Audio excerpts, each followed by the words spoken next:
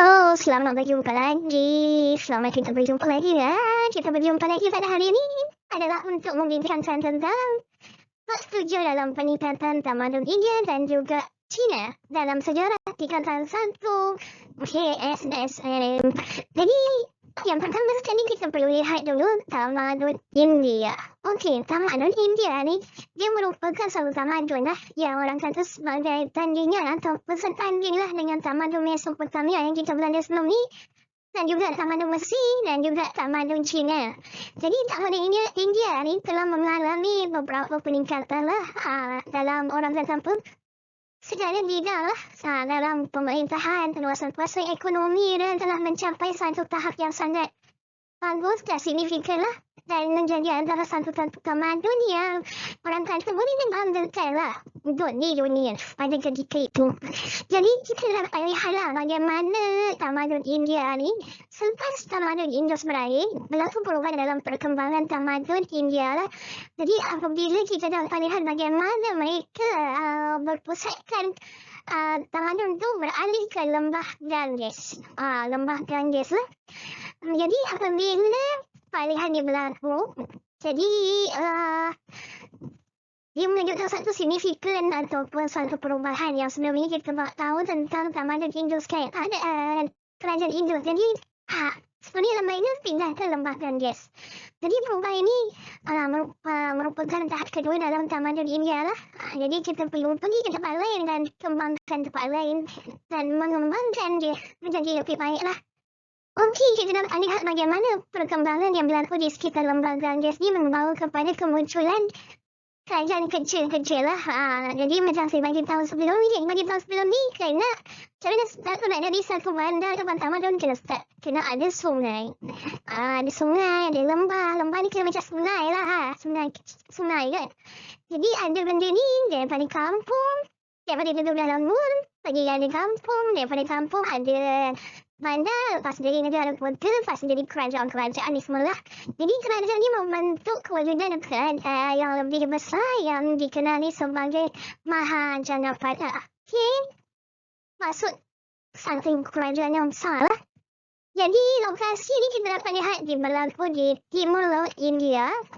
Bagaimana mereka berjaya menguasai kerajaan lain di India. Dan apabila kedudukan makanan strategi di lembah Ganges memberikan mereka mengawal perdagangan utama di sungai Ganges. Daripada sinilah orang kata daripada sungai Ganges tu terbentuknya tamadun India yang hebat tu.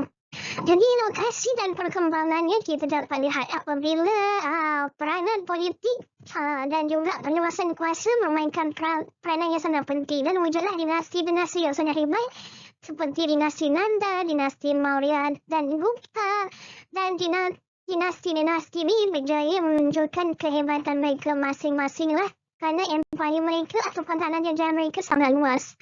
Dan kita dapat lihat bagaimana tamadun India ni dia menyebabkan satu persaingan dengan kerajaan-kerajaan lain lah. Siapa yang boleh dulu lebih luaskan kawasan dia. Jadi peluasan ini bermaksud usaha yang dilakukan oleh sebuah kerajaan ataupun raja bagi menguasai dan memperluaskan pengaruh di sebuah kawasan ataupun usaha untuk mengatasi pihak lain. Lagi luas satu kerajaan tu lagi powerful, lagi hebat dia. Lagi dia boleh mengatasi sebuah yang besar, makin senang dan nak serang negara-negara yang kecil, betul? Okey, seterusnya kita dapat lihat bagaimana perluasan kawasan tamadun India ni. Mereka lakukannya secara fizikal lah. Namun begitu, cara perluasan kuasa ini telah merubah kepada perluasan secara keagamaan. Jadi diorang kata setakat hanya perang, dia tak boleh lah kan. Kita mesti perang, adanya perang, tapi kita dapat sustain ataupun dapat mengawal sesuatu bangsa ataupun masyarakat tu. Kita nak kawal dia, kita gunakan agama. Itulah dia. Agama digunakan untuk kawal masyarakat. Okey, supaya wujud keamanan, pendamaian. Sebab dalam agama dikata tak boleh lawan dengan pemerintah. Pemerintah kita dah sediakan kita ni, dah bagi kita makan, dah bagi kita ni. Jadi tak adalah timbul orang kata nak memberontak, nak lawan raja, nak lawan pemerintah. Okay? Jadi kita kena pandai gunakan agama. Jadi siapa yang bertemu kena hati-hati lah ya. Okay? Jangan ditipu. Okey, faktor perluasan kuasa adalah kekuatan ketenteraan dasar pemerintah sumber manusia dan juga diplomasi keagamaan dan juga keuangan. Kalau Paulan dah jemput macam mana luaskan kuasa boleh. Kita nak besar rumah kita pun perlu duit. Nak besarkan keluarga kita, nak tambahan ni pun perlu ada duit tu. Tak boleh macam tu je. Okay, sebabnya kita dapat lihat bagaimana cara sebuah kerajaan tu perlu mempunyai pasukan tentera yang kuat. Kalau tak ada pasukan tentera yang kuat, bagaimana nak menang? Sebab kalau perang si kalah je kan. Jadi perkara ini telah digunakan sebagai taktik yang baguslah untuk mengalahkan musuh-musuh daripada negara-negara luar. Yalah, yang jalan. Tentera kecil atau tentera besar. Majoritinya tentera besar lah menang. Tentera yang sikit tu mungkin ada chance untuk menang, tapi dia perlukan strategi dan teknik. Tapi kebanyakan majoriti, kalau banyak kuasa tentera kita, teknologinya, kita akan menang lah. Okey, seterusnya dasar pemerintahan ni kita dapat lihat lah. Pemerintah diketuai oleh raja menentukan dasar perluasan kuasa sesuatu kerajaan. Jadi raja ni lah yang tentukan dan juga yang punya pembesar rasanya sekali dasar sesuatu kerajaan. Contoh, tentera nak besar berapa banyak negara dia boleh jalin hubungan dengan negara ni je. Lepas tu negara tu rakyat tu bayar cukai sekian. Tak boleh kurang. Macam ni dia yang tetapkan. Dia tak ada macam orang kata, ni tak boleh. Kita kena bincang dulu dengan rakyat. Yang ni yang tak ada dah. Raja macam tu. Okay. Sebenarnya sumber manusia kita dapat lihat bagaimana mereka ada sumber manusia yang banyak. Tak kita tahu bahawa negara India tu memang antara negara sampai sekarang mempunyai bilangan jumlah manusia sangat ramai lah. Jadi bila ramai dia menjamin ataupun kerajaan itu boleh ditadbir lah dan dengan baik dan juga berkesan. Tapi perlukan juga kebijaksanaan lah. Seterusnya diplomasi keagamaan. Jadi pemerintah yang bijak tidak hanya bergantung kepada aspek ketenteraan semata-mata, tapi keagamaan dan juga kemanusiaan turut berperanan dalam memperluaskan pengaruh kerajaan. Nanti pandailah digunakan teknik untuk berkahwin ke, untuk orang dan cepat untuk belajar agama kita, satu agama kita bersama kerajaan dan sebagainya lah. Okay. Okey, dan kewangan kita dapat lihat bagaimanakah setiap penguasa itu memerlukan pembiayaan yang sangat banyak lah. Pembendaraan ataupun simpanan negara itu punya cukup. Tandanya dia nak berperang pakai kayu, plastik, dahan batu, perlukan senjata, bayar tentera lagi. Tak Paulan ni memang akan suka lah. Siapa nak lagi makan tentera kita? Tak ada nak makan pasir, tak ada nak minum air baik, tak ada nak minum. Susah lah, kena ada makanan yang cukup dia kan? Okey, bentuk perluasan kuasa secara fizikal lah dan juga keagamaan. Dan kita dapat lihat dari segi fizikal ni, mereka melakukannya perluasan daripada suatu kerajaan ke kerajaan yang lain lah. Jadi sebuah kerajaan mampu membentuk sebuah empire dengan menguasai kerajaan-kerajaan lain. Bila dia menguasai kerajaan lain, dia juga ada makin besar. Jadi saya tu perluasan kuasa dapat dilaksanakan oleh semua kerajaan. Melalui tahlukan dia lah. Orang kata apa? Aku melakukan lah, kau ambil lah kerajaan aku ini. Aku bersedia duduk di bawah kamu. Macam tu lah. Okay. Seterusnya kita dapat lihat dalam aspek fizikal juga ketenteraan dan disiplin pasukan tentera memang sangat penting lah. Syarat yang paling penting. Jadi bagaimana raja menjadi faktor perluasan kuasa ini dilaksanakan. Sebab kadang-kadang ada raja tu dia tak suka berperang. Dia lebih kukuhkan negara dia dari segi keamanan, pertahanan, makanan, ekonomi, perdagangan. Ada raja dia jenis yang cara dia nak sustain negara dia adalah dia perlu sentiasa berperang. Okay? Itulah cara dia nak buat duit. Okey, secara fizikal juga kita dapat lihat lah banyaklah dinasti-dinasti seperti dinasti Kulit, dinasti Maurya dan juga dinasti Gupta. Jadi ketiga dinasti ini telah mencapai tahap yang tinggi lah daripada yang rendah sampai dekat tinggi. Macam kita lah lahir-lahir mula-mula baby, lepas tu sampai kita dewasa zaman kegemasan kita ada tenaga sampai lah kita tua bangkit, tua dah nak mati itu zaman kita Tuhan. Okay? Jadi gabungan antara kekuatan ketenteraan ini sangat penting lah. Jadi membentuk tiga empire dinasti ni membentuk empire yang sangat luar di India. Okey, kita dapat lihat juga ketika zaman dinasti Nanda ni perluasan kuasa banyaklah tentera yang dikerahkan. Ada sejumlah bukan hanya tentera berjalan kaki, berkuda dan sebagainya, tapi ada juga tentera bergajah. Jadi Empire Nanda ni menanjuk dari wilayah ataupun khemah dia daripada Nanda sampai ke Bengal lah. Jauh juga lah pada waktu itu. Tadi Gondwana sampai ke sampai dekat-dekat dengan Teluk Kenji sana kan. Jadi Pataliputra Patna hari ini merupakan pusat pemerintahan Empire ini. Okey, di tengah-tengah itu jadi kekuatan fizikal kita dapat lihatlah bagaimana dinasti Maurya itu merupakan antara dinasti yang sangat hebat dan dipimpin oleh pemimpin yang bernama Chandragupta Maurya dan juga Asoka. Jadi mereka ni antara pemimpin yang dianggap sebagai memang hebat lah. Tapi kalau kita yang belajar sejarah tahulah bagaimana kekejaman mereka kan. Tapi biasalah pemimpin ada yang ada sifat lainnya, ada sifat buruk dia. Jadi manusia tidak sempurna, okey? Jadi kedua pemerintah ini berjaya membentuk sebuah empire yang sangat luas lah. Meliputi wilayah Bengal sampai ke timur hingga ke Hindu Kush di sebelah barat. Jadi pusat pemerintah mereka terletak di Pataliputra, okey? Yang tadi kita lihat dalam petiri. Ini adalah contoh tokoh dalam muka dia. Okey, tadi macam tu sama saja. Lagi? Tapi Chandragupta Maurya, okey, itulah tokoh ya. Jadi masa penguasaan kuasa ni, oleh beliau ni, telah mencapai orang kata sangat signifikan tentera orang. Dengan dia ada 9,000 tentera bergajah dan 30,000 cavalry dan 600 infanteri. Memang kena banyak lah. Kamu bayangkan 9,000 gajah datang serang. Lepas tu tentera cavalry 30,000 cavalry bersenjata. Lepas dengan kuda dan sebagainya. Lepas tu dengan infanteri yang jalan kaki 600,000. Memang sangat power. Serahkan duit, bukan duit tu. Jadi setelah memegang kuasa, Asoka berusaha menguasai kawasan-kawasan yang belum lagi ditaruki di bawah kekuasaan Maurya lah. Saya nak luaskan lagi. Antara kawasan yang masih belum dikuasai ialah Kalinga. Okey? Kalinga. Yang kita selalu sebut di Malaysia ada orang ni keliling. Jadi yang masuk ke itu ada dikatakan berasal daripada tempat ni lah, Kalinga. Okey, kita dapat lihatlah bagaimana Kalinga berjaya dikuasai namun jumlah nyawa yang terkorban begitu besar lah. Jadi Asoka tu memang berjaya tapi sangat ramai manusia yang terkorban sampai dia cikgu macam cerita sebenarnya dia macam trauma lah terhadap peristiwa tersebut. Bayangkan nampak 150,000 orang kena kehilangan atau benda lepas 100,000 orang terbunuh.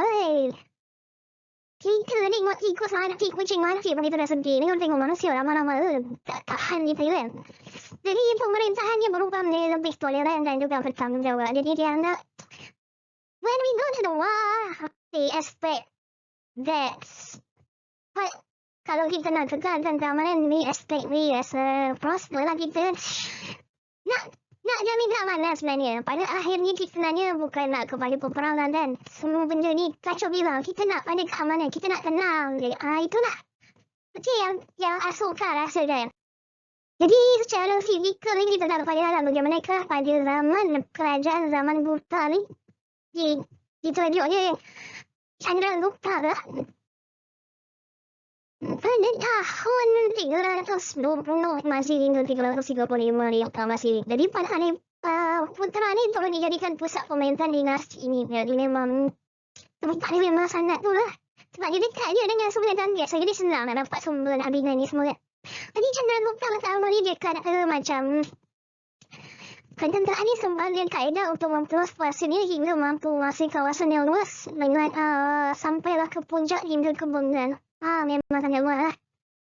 Okey, keagamaan. Jadi penguasaan kuasa dengan menggunakan kaedah keagamaan ni sangat penting lah. Sebab kadang-kadang dia menghindunisasikan atau dia menukar agama suatu kerajaan tu jadi mudah dia nak turut. Jadi menjadi geng dia lah. Jadi geng. Satu umat ataupun satu kerabat ataupun satu agama yang sama, jadi senanglah kita untuk berbincang. Okay? Jadi penekanan kepada aspek agama ni memberikan nama dinasti Maurya ni terutama zaman Asoka begitu dikenali di seluruh dunia. Okay? Seterusnya, selepas perang Kalinga, Asoka menghentikan sebarang usaha perluasan kuasa secara fizikal. Sebaliknya menumpukan kepada pengembangan agama Buddha bagi mengukuhkan Pembinaan negara, peraturan dan undang-undang negara ditetapkan bagi pemerintah yang teraju. Tiada pada tiamat tu yang diletakkan di kawasan strategik. Ini dari sebagai tiang masuk lah. Jadi digunakan tiang-tiang itu untuk menyatakan bahawa peraturan tu macam undang-undang. Macam kita sekarang lah tengok undang-undang 10 kita tengok dekat dengan Dewan ke-12 kan kita ada lah benda tu kan. Ataupun kita tengok handphone je lah ada undang-undang Malaysia. Pelembagaan apa kan. Kita sebagai ni tak boleh macam ni, tak boleh mencuri, tak boleh ni, tak boleh. Ni dia ada buat macam tu. Supaya rakyat dia sentiasa ingat. Okay. Dia nak sekali nak keamanan dia. Dia nak tenang dia. Sebab negara bila makin besar. Kita susah nak sustain, susah nak jaga. Jadi jangan kalau sebab dia lah. Jadi seterusnya kita dapat lihat lah di bawah anak-anak suka ni sistem orang kata pun pengembangan agama Buddha telah dilakukan. Agama Buddha tu di banyak lagi. Jadi misi tersebut telah dihantar ke Tibet dan Alexandria, Antioch, Bactria dan juga Burma. Jadi misi penyebaran agama ni diketuai oleh Mahendra sementara keasasnya oleh Sona dan juga Utara. Jadi golongan-golongan kelompok ni kata penukasi bahagian agama ni lah. Saya perlu ingat agama ni semua bawa kepada keamanan dan juga benda yang baik-baik lah. Tapi sebenarnya bila ada kepada benda yang tak elok, itu bukan agama yang ajar. Itu manusia yang berkepentingan yang ajar. Okay? Jadi kita perlu baca. Jadi agama ni kita dapat lihat bagaimanakah ketika zaman Buddha ni dia tekankan agama Hindu. Asal Buddha agama Hindu. Jadi berbeza lah. Jadi kita akan lihat perkembangan dan kebudayaan, kesusastraan, seni bina, perdagangan dan juga pemerintahan lah. Contohnya Raja Samudra dia meminati puisi-puisi berbentuk agama Hindu yang berkembang dari sebagai dia raja penyair. Sebabkan dia suka masyarakat. Cerita hang tu lah. Dia suka masyarakat lah. Dua tiga kucing berlari. Mana nak sama si kucing belang.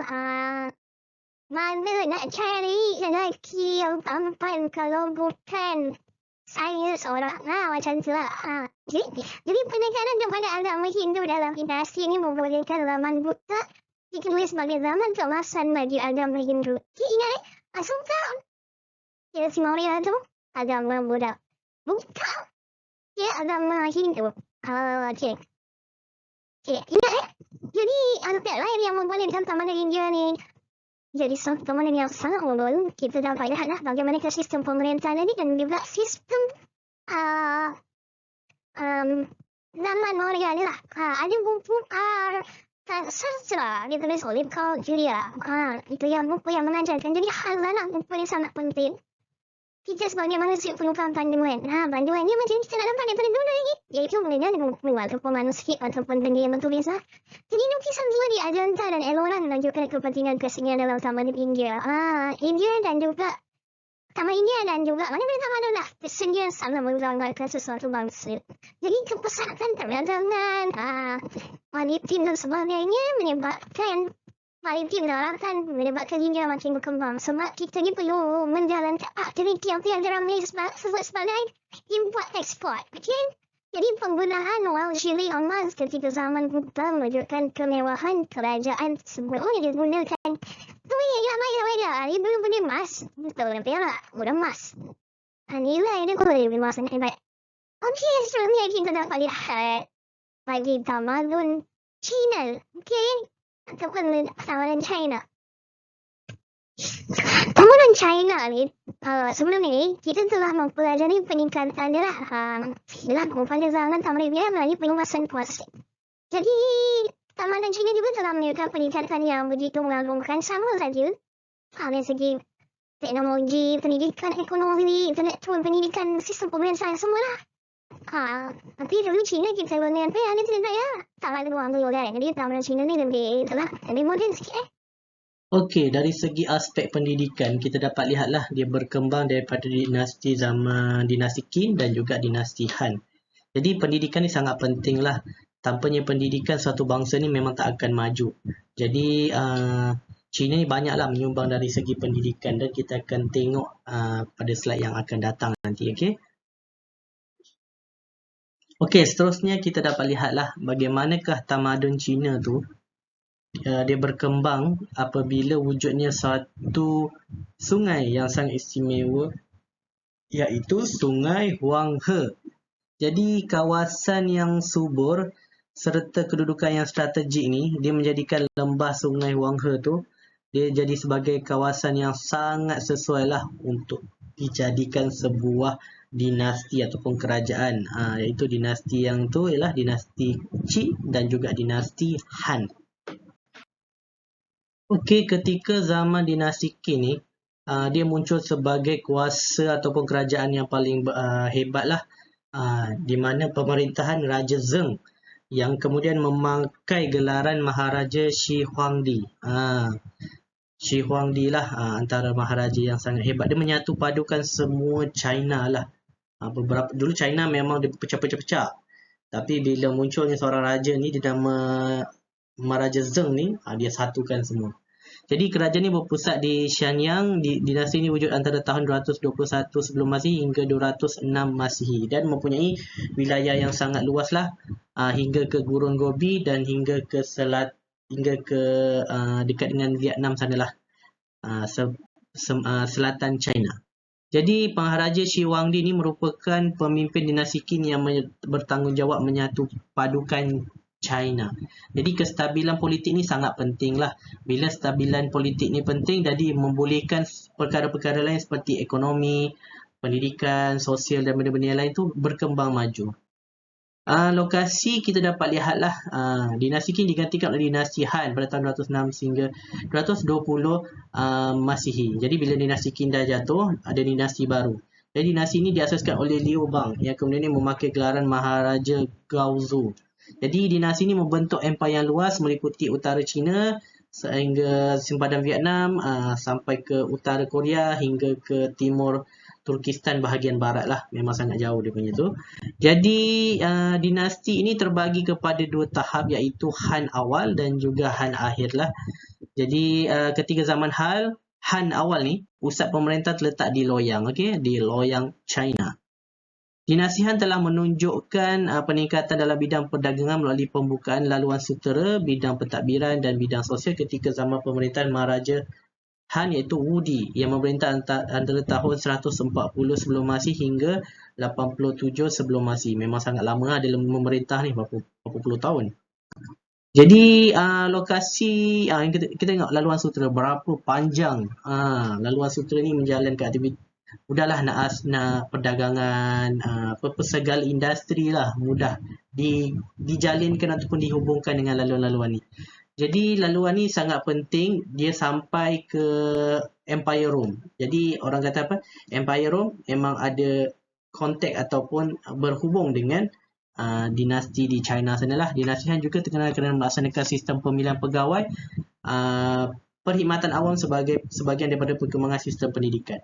Jadi dia pilihlah, nanti kita tengok bagaimana dia melaksanakan peperiksaan lah, untuk memilih siapa ketua ataupun pegawai yang layak bekerja dengan kerajaan. Okey, perkembangan pendidikan ni kita dapat lihatlah, bermula sejak dinasti Shang lagi. Dinasti Shang ni kan dinasti yang zaman Huang Ho semua tu kan. Hinggalah berkembang ketika zaman dinasti Zhou, dan ada juga tokoh yang sangat hebat iaitu Confucius lah, menjadi perhatian rakyat. Jadi Confucius ni mengajarkan tentang kebaikan, kepentingan hormat orang tua dan sifat kekeluargaan lah. Jadi Confucius ni hidup dari tahun 551 hingga 479. Jadi karya agung yang terkenal ialah Lun Yu ataupun Analect. Ajaran Confucius kekal lah hingga ke hari ini. Jadi pada zaman dinasti Qin ni, pendidikan menekankan aspek perundangan yang diasaskan oleh Hang Fezi yang mengutamakan ketegasan undang-undang dan untuk mengawal tingkah laku manusia. Sebab manusia ni tanpa undang-undang ataupun peraturan, dia akan jadi liar, dia akan jadi tak tentu arah, dia tak tahu, aku nak buat apa ni, adakah aku boleh mencuri, adakah aku boleh merompak orang. Jadi tak ada peraturan yang jelas. Kalau ada, senanglah dia nak ikut kan. Jadi diseragamkan semua. Orang kata apa? Orang kata sistem pendidikan semua dan sebagainya lah. Tulisan pun sama. Kalau tulisan berbeza-beza susah. Tulisan yang negeri ni lain, negeri sana lain. Jadi susahlah kita nak berurusan. Jadi pada zaman dinasti Han juga pendidikan diperkukuh melalui sistem penubuhan sekolah tinggi di Chang'an. Sekolah tinggi ni maksudnya macam sekolah rendah, ada sekolah tinggi, sekolah menengah, sekolah yang lebih peringkat lebih tinggi lah. Jadi penekanan diberikan kepada pembelajaran ajaran Confucius dan dia diikuti dengan penubuhan sekolah-sekolah. Jadi bila sistem pendidikan ni maju, jadi perkara-perkara yang lain pun akan bertambah maju lah. Contohnya ada teknologi pembuatan kertas daripada campuran kulit pokok, sepihan rami kain dan jadikan oleh Cai Lun. Jadi Cai Lun ni antara tokoh yang membuat kertas. Kertas yang kita guna sekarang ni, jadi dapat idea daripada dia lah. Jadi bila ada kertas ni senang, mudahlah orang nak buat kerja, nak buat nota, nak belajar. Jadi memang sangat penting. Jadi kita dapat lihat lah matlamat sistem pendidikan ni sangat penting lah kerana dia menyebabkan perkembangan yang pesat dalam negara. Jadi pendidikan ni memang orang kata apa? Bila ada pendidikan yang betul, masyarakatnya pun berpendidik, orang yang memang pandai bijaksana. Jadi mudahlah dia untuk takbir sesuatu negara. Jadi dari segi kedudukan sosial, seorang yang terpelajar akan berada pada hierarki yang teratas. Jadi siapa yang pandai, memang yang pendidikan dia bagus, keputusan yang cemerlang, dia akan duduk atas lah. Dia akan pegang beberapa jawatan berbanding orang-orang lain yang hanya bekerja sebagai petani ataupun pedagang ataupun artis lah, artisan. Jadi matlamat sistem pendidikan ni kita dapat lihat adanya lulus peperiksaan perkhidmatan awam, mengekalkan ajaran Confucius, membezakan golongan elit dengan golongan rakyat, memilih pegawai kerajaan, memupuk nilai moral dan juga etika. Seterusnya sistem pendidikan ni. Sistem pendidikan dalam tamadun Cina mempunyai 3 peringkat, iaitu pendidikan rendah, menengah dan juga tinggi, sama macam kita lah. Dalam pendidikan ketiga-tiga peringkat ni semua, jadi kemahiran kendiri diukur berdasarkan kemampuan menghafal, memahami, menulis dan menterjemah. Jadi kalau kita mahir dalam perkara-perkara 3 perkara ni, memang kita akan jadi antara orang yang hebat lah. Jadi pendidikan rendah ni tumpuan dia adalah untuk menghafal tulisan serta buku suci tanpa perlu memahami maknanya. Just kita tulis, kita baca macam tu je lah. Tak faham pun tak apa. Peringkat rendah. Jadi peringkat menengah ni tumpu kepada aspek menulis, karangan dan juga sajak. Jadi dia menulis sajak lah, dia hasilkan sajak. Peringkat tinggi ni dia menterjemah dan menginterpretasikan buku suci serta pelajaran berkaitan ketika upacara, adat istiadat dan juga tanggungjawab rakyat kepada raja dan juga negara. Jadi peringkat tinggi ni memang sangat penting lah orang yang ada ilmu. Okey. Peperiksaan. Jadi peperiksaan perkhidmatan awam ni merupakan komponen yang paling penting lah dalam kehidupan masyarakat ataupun kehidupan orang Cina ni. Jadi peperiksaan membolehkan seorang menerima penghormatan dan juga meningkatkan taraf sosial dia. Dia daripada kelas yang bawah. Jadi dia nak naik ke atas macam mana? Jadi melalui peperiksaan lah. Ada kalanya suatu keluarga tu ingin menghantar anak dia tu belajar tinggi-tinggi.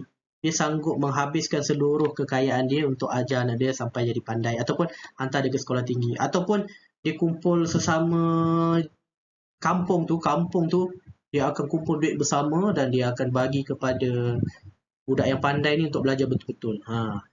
Banyaklah kisah dia. Jadi sistem peperiksaan ni yang mula diperkenalkan ketika pemerintahan Maharaju dalam dinasti Han. Jadi kekal hingga tahun 1905 apabila dimasukkan oleh Maharani Dowager, itu Sisi. Inilah dinasti yang terakhir lah, Maharaja Dowager Sisi ni. Maharani lah, kita panggil Maharani.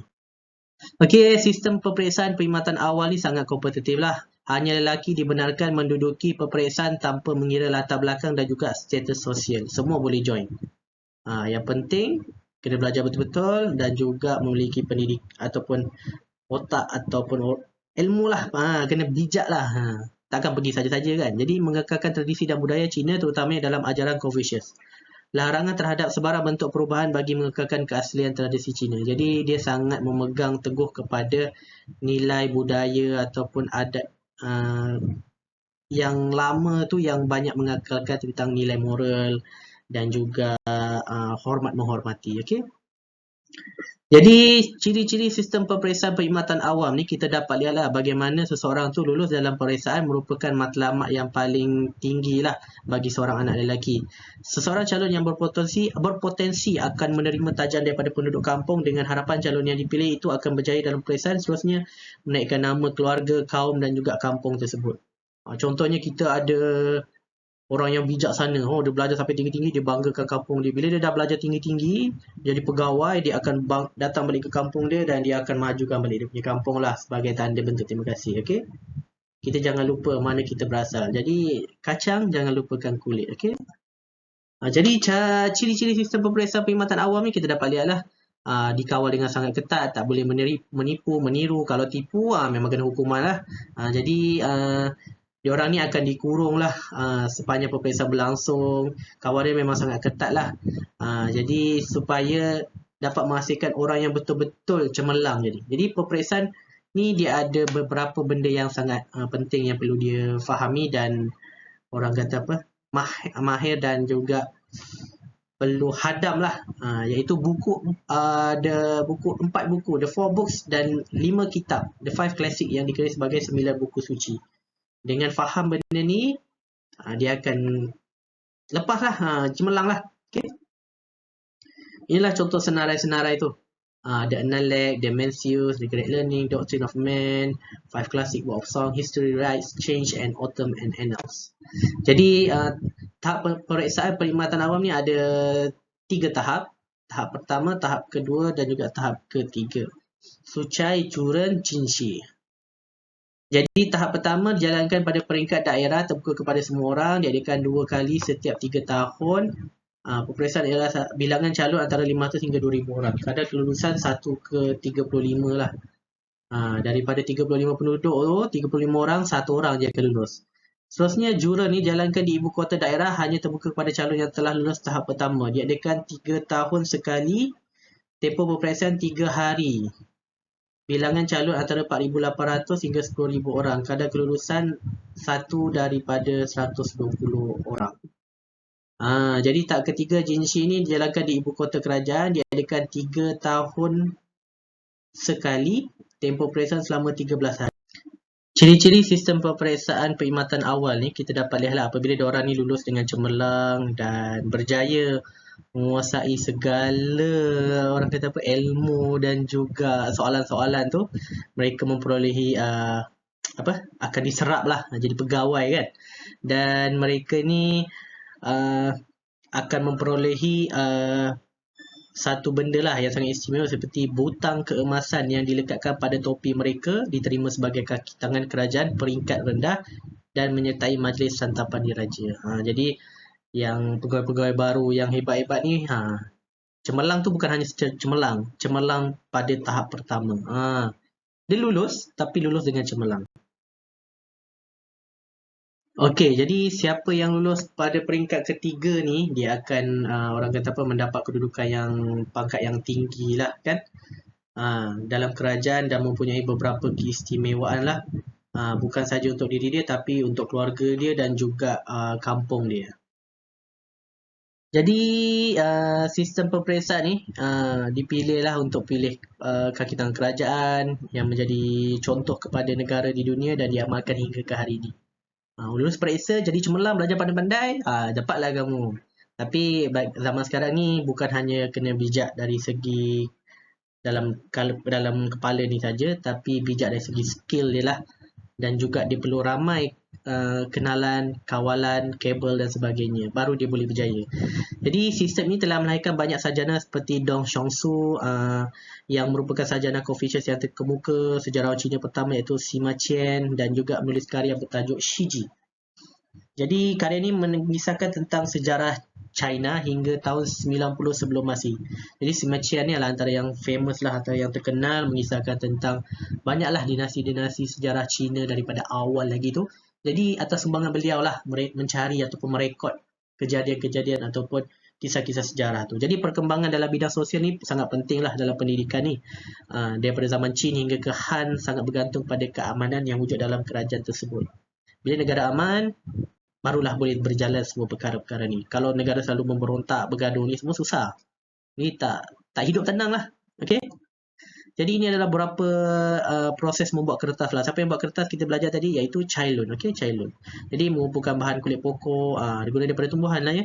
Direndam dalam air, persiapan untuk merebus, proses merebus, mengumpulkan rebusan, dikacau, cecair menjadi pekat. Lepas tu dilemparkan pada tikar ni, lepas tu dibiarkan kering lah. Lepas tu kertas sudah siap, dengan dia disusun. Okey, itu saja daripada saya. Maaf lah ya kalau ada suara yang sangat comel pada awal tu. Audio tu salah tekan. Tapi tak apalah. Dengarkanlah. Mana yang bersesuaian yang tu. Kalau ada kesilapan, saya memohon maaf. Kita jumpa lagi untuk topik yang seterusnya. Bye-bye.